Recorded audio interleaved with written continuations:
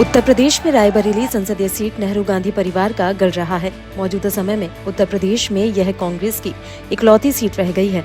2019 के चुनावों में यहां से सोनिया गांधी की जीत हुई थी। वह पिछले 20 वर्षों से यहीं से लगातार सांसद चुनी जाती रही हैं। इस बार उन्होंने राज्यसभा का रास्ता चुना है। अब चर्चा है कि इस सीट पर उनकी बेटी प्रियंका गांधी वाड्रा चुनाव लड़ेंगी। बीजेपी ने पिछले चुनाव में नेहरू गांधी परिवार के दूसरे गढ़ अमेठी को कांग्रेस से छीन लिया था। इस बार रायबरेली पर न सिर्फ बीजेपी की नजर है, बल्कि उस पर कब्जा करने को आतुर भी दिख रही है। हालिया राज्यसभा चुनाव में इसके संकेत दिख गए थे, जब रायबरेली संसदीय सीट के तहत आने वाले ऊंचाहार विधानसभा सीट से सपा के विधायक और पार्टी के मुख्य सचेतक मनोज पांडे ने क्रॉस वोटिंग कर बीजेपी को जिताने में मदद की थी।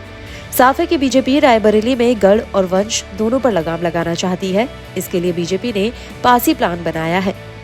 अब सवाल ये है कि ये पासी प्लान है क्या? दरअसल रायबरेली में कुल 18 लाख मतदाता हैं। इनमें से करीब 34% दलित हैं। परंपरागत तौर पर यह समुदाय कांग्रेस का कोर वोटर रहा है, लेकिन बीजेपी इसे अपने पाले में करने की लगातार पुरजोर कोशिश करती रही है। इसी कोशिश और रणनीति के तहत पिछले साल बीजेपी ने जिलाध्यक्षों का फेरबदल करते हुए बुद्धिलाल पासी को रायबरेली का जिलाध्यक्ष बनाया था। रायबरेली में कुल मतदाताओं में से 1/4 वोटर पासी समाज से आते हैं। माना जाता है कि यहाँ 4.5 लाख पासी मतदाता हैं। पार्टी को उम्मीद है कि पासी के बहाने कुल 34% दलित वोटों में सेंधमारी की जा सकेगी। बीजेपी को इसमें धीरे धीरे कामयाबी भी मिलती दिख रही है। चुनावी आंकड़ों पर गौर करें तो पता चलता है कि 2014 और 2019 के चुनावों में हर बार वोट शेयर में लगभग 17% की बढ़ोतरी हुई है। यानी पिछले 10 वर्षों में बीजेपी के वोट शेयर में 34% का इजाफा हुआ है।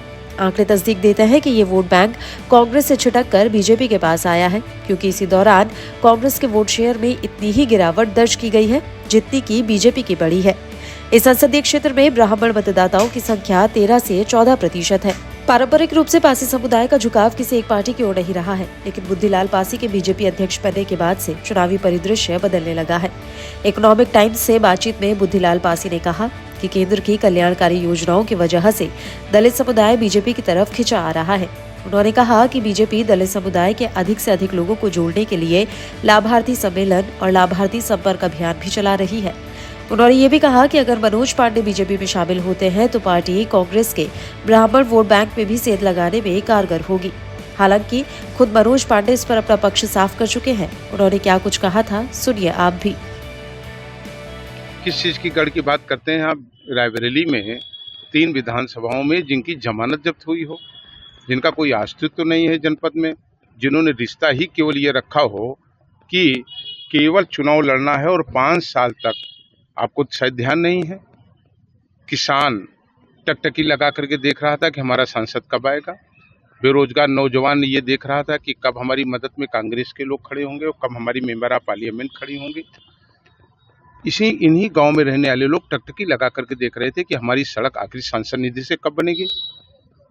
वो माँ, वो पिता जिसका जवान बेटा फांसी लगा करके मर गया, वो टकटकी लगा कर देख रहा था कि जो हमारे जनपद का गार्जियन है, जिसको हमने मेंबर ऑफ पार्लियामेंट बनाया, वो कब हमारे दुख में शामिल होगा।